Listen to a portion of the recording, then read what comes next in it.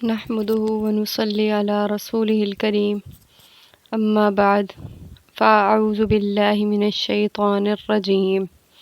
بسم الله الرحمن الرحيم سورة الطارق والسماء والطارق وما أدراك ما الطارق النجم الثاقب إن كل نفس لما عليها حافظ فلينظر الإنسان مما خلق من ماء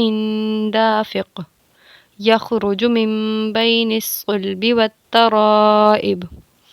إنه على رجعه لقادر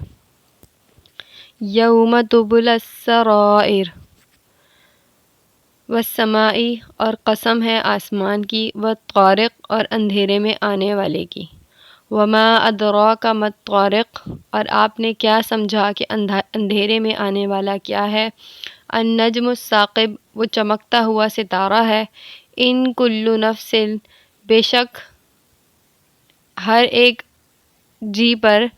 لما علیہا حافظ ایک نگہبان ہے، یعنی اللہ رب العزت فرما رہے ہیں کہ کوئی جی ایسا نہیں ہے کہ جس پر ایک نگہبان نہ ہو۔ فَلْيَنْظُرِ الْإِنسَانُ پس اب چاہیے کہ انسان دیکھ لے، مما خلق کہ اس کو کس چیز سے بنایا گیا ہے، خلق من ماء دافق بنایا ہے اسے ایک اچھلتے ہوئے پانی سے، یخرج جو نکلتا ہے، من بین الصلب والترائب پیٹھ کے بیچ سے اور چھاتی کے بیچ سے، انہ علی رجعہ لقادر بے شک اللہ رب العزت اس کے لوٹانے پر قادر ہے، یوم تبلی السرائر اور جس دن وہ جانچیں گے بھید۔ اس صورت کے اندر اللہ رب العزت نے سب سے پہلے آسمان کی اور طارق ستارے کی قسم کھائی ہے، اور پھر ہی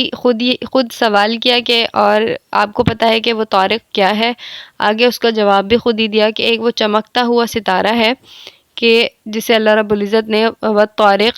طارق کہہ کر مخاطب کیا ہے۔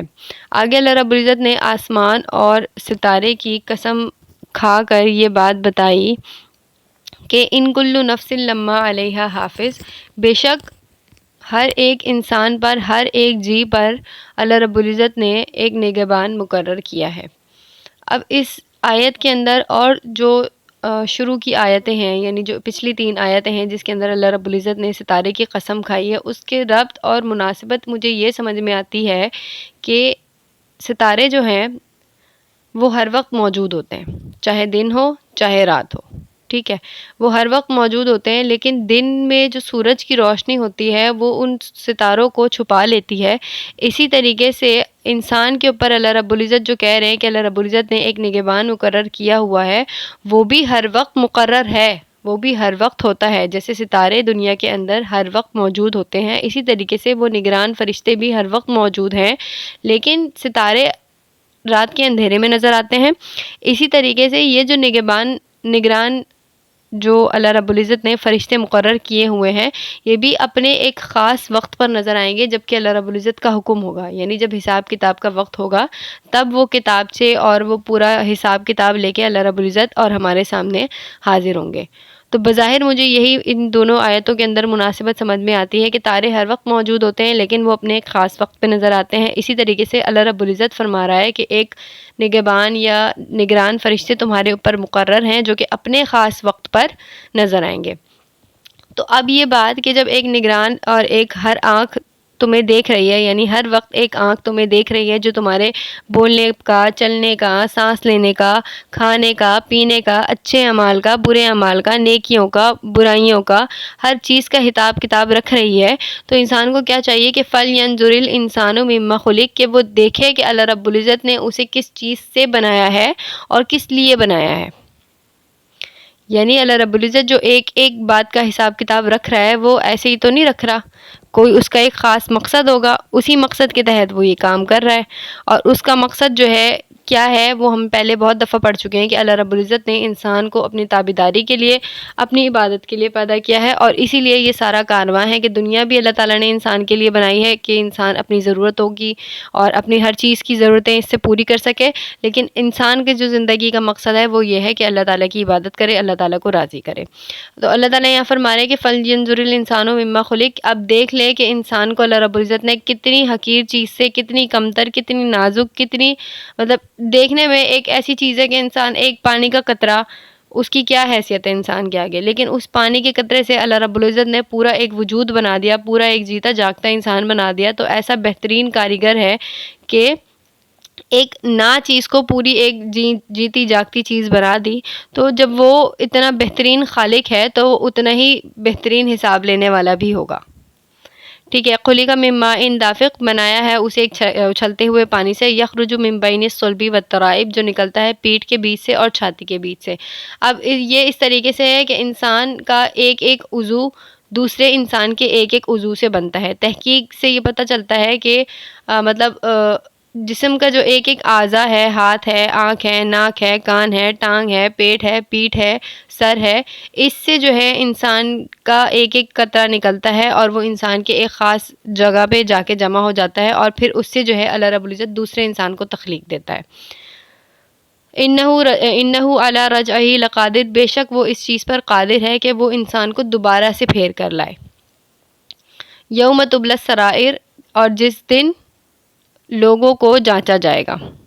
اب یہاں پہ اللہ رب العزت نے جو یہ بات بیان فرمائی ہے کہ ایک